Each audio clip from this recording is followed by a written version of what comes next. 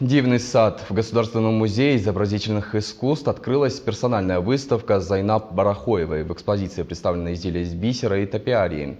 Творчество молодого автора вместе с посетителями оценила Фатима Катиева. Зина Барахоева с детства увлекается прикладным искусством, но всерьез начала бисероплетение не так давно. Если раньше она своим творением украшала свой дом, то сейчас мастер выходит в свет, а ее работы становятся достоянием народа. Всю эту красоту своими руками создала молодая мастерица Зина Барахоева. Основной материал – бисер.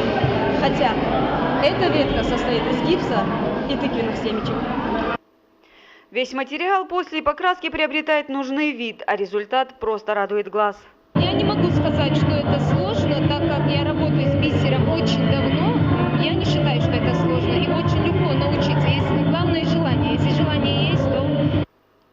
Персональная выставка под загадочным названием «Дивный сад» организовал Музей изобразительных искусств города Карабулак, а ведущая Хава Акиева подробно знакомит посетителей с творчеством Барахоева. Скромная девушка понимает, что сегодняшняя выставка – это большой шаг к большому будущему. Об этом говорили и собравшиеся.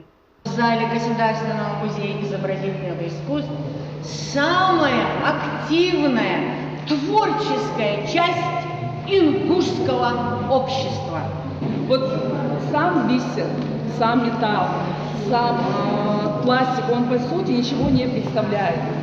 Но когда касается его действительно мастер, когда он берет в руки бисер, притрагивается к пластику, гнет металл и действительно сотворяет красивые, действительно чудесные вещи, а мы с вами, просто обычные зрители, смотрим на это и восхищаемся. Я желаю ей удачи, я желаю ей максимум вдохновения, творчества, чтобы на пути встречались такие великие люди, которые ее только вдохновляли.